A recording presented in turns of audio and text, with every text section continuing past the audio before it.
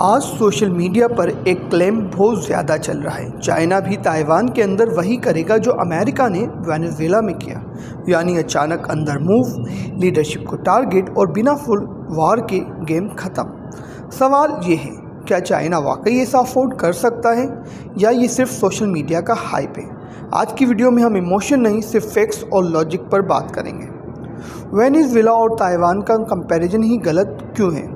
सबसे पहले ये समझना ज़रूरी है कि वेनेजुएला क्या था। Military weak, internationally isolated, America के बिल्कुल करीब, यूएस का कंप्लीट नेवल और एयर डोमिनेंस, इसलिए अमेरिका के लिए वहाँ एक लिमिटेड रिस्क ऑपरेशन मुमकिन था। अब आइए ताइवान की तरफ। ताइवान क्या है? एडवांस मिलिट्री और surveillance, high tech intelligence system, Asia का सबसे सेंसिटिव मैरीटाइम जोन। ताइवान कोई आइसोलेटेड स्टेट नहीं, बल्कि ग्लोबल इकोनॉमी का नर्व सेंटर है। क्या चाइना टेक्निकली ऐसा कर सकता है? टेक्निकली देखा जाए तो चाइना के पास स्पेशल फोर्सेस ही, साइबर और इंटेलिजेंस कैपेबिलिटी भी है, लेकिन ताइवान की लीडरशिप हैविली प्रोटेक्टेड है।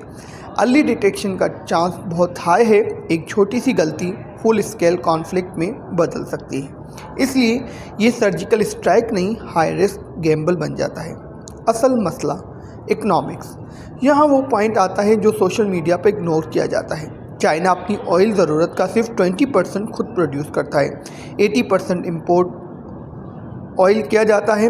अगर ताइवान स्टेट डिस्टर्ब होती है, शिपिंग इंश्योरेंस महंगी होगी, ऑयल और रॉ मटेरियल डिले होगा, तो नतीजतन एक्सपोर्ट स्लो हो जाएगी। और याद रखें, चाइना की इकनॉमी का बैकबोन स्मूथ ट्रेड और एनर्जी फ्लो है। सैंक्शंस जो चाइना अफोर्ड नहीं कर सकता।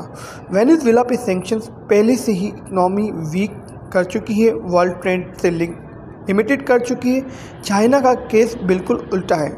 ये वर्ल्ड का मैन्युफैक्चरिंग हब है, ग्लोबल सप्लाई चेन्स का सेंटर। अगर चाइना ने ताइवान के अंदर ऐसा मूव किया तो टेक बैन्स होगी, फाइनेंशियल प्रेशर बढ़ेगा, ट्रेड डिस्ट्रप्शन होगी। ये सिर्फ शॉर्ट टर्म पेन नहीं, लॉन्ग टर्म इकोनॉमिक डैमेज होगा। फिर चाइना करता क्या है? इसलिए चाइना का style historically military drills, psychological pressure, economic leverage, long term patience तक लिमिटेड रहा है, ना कि Hollywood style commando Reds, overnight regime change. तो फाइनल सवाल का सीधा जवाब, क्या चाइना थियोरेटिकली ऐसा सोच सकता है? हाँ। क्या चाइना रियलिस्टिकली ऐसा अफोर्ड कर सकता है? नहीं। क्या वेनेजुएला स्टाइल मूव ताइवान में पॉसिबल है? ग्राउंड रियलिटीज़ के मुताबिक नहीं। चाइना का सबसे बड़ा वेपन उसकी कैलकुलेशन है, ना कि कन्फ्रंटेशन।